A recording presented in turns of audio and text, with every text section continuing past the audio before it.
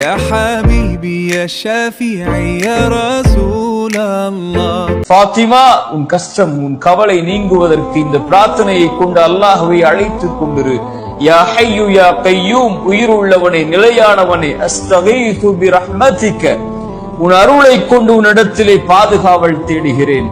அஸ்லிஹ் லி ஷஅனி குல்ல, யா அல்லாஹ் என்னை முழுவதும் சீர்படுத்து.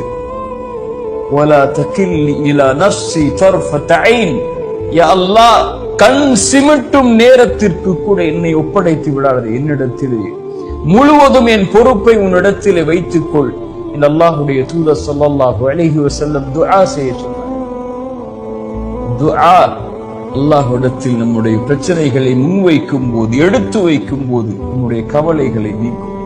ஸலா, துஆ, இதை மறந்து நம்முடைய வாழ்வில் இருக்கக்கூடிய எந்த கவலைகளையும், எந்த தெரப்பி சென்றாலும், எந்த மருத்துவ நபரிடத்திலே சென்றாலும், மனநல ஆலோசனத்திலே சென்றாலும் நீங்க அல்லாஹ் நம்மை சீர்படுத்துவானாக. கடைசியாக ஒரு விஷயத்தை சொல்கிறேன், இதை செய்யுங்கள், இறைவன் உங்களுடைய கவலையை நீக்குவார். ரசூலுல்லாஹ் ஸல்லல்லாஹு அலைஹி வஸல்லம் செய்த அபூ உமாமாவிற்கு, தன் மகளுக்கு கவலையில் வந்தவருக்கு மகிழ்ச்சி அடைவதற்கு ரசூலுல்லாஹ் சொல்லிக் கொடுத்த துஆக்கள் ரசூலுல்லாஹி ஸல்லல்லாஹு அலைஹி வஸல்லம் சொன்னார்கள், இறைவனுக்கு மிக விருப்பமான செயல் கவலையில் இருக்கக்கூடிய ஒருவனுடைய உள்ளத்தில் மகிழ்ச்சியை ஏற்படுத்துதல். உங்களால் ஒரு கவலையில், கடனில் இருக்கக்கூடியவனுக்கு, கஷ்டத்தில் இருக்கக்கூடியவனுக்கு, பொருளாதார நெருக்கடியில் இருக்கக்கூடியவனுக்கு, குடும்ப உறவுகளை பிரிந்து வாழக்கூடியவனுக்கு ஒரு மிகப்பெரிய செல்வத்தையோ ஒரு உறவையோ அமைத்து கொடுக்க முடியாமல் இருக்கலாம்.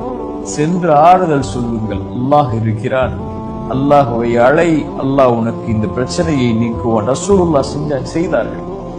சொல்லுங்கள், அல்லாஹ் ரப்புல் ஆலமீன் அதன் மூலமாக யாரோ இன்னொருடைய உள்ளத்திலே மகிழ்ச்சி ஏற்படுத்தினால் அல்லாஹ் உங்களுடைய உள்ளத்திலே மகிழ்ச்சி ஏற்படுத்துவார். லா தஹ்சன் யா அஹி, உலக வாழ்வு இயல்பானது, மிக லேசானது. இன்றோ நாளையோ முடிந்துவிடும். ஆனால் நாம் நம்மை தயார்படுத்திக் கொள்ள வேண்டும், அதற்கு முன்னால் இறைவனை சந்திப்பதற்கு. லா தஹ்சன், கவலை கொள்ளாதீர்கள்.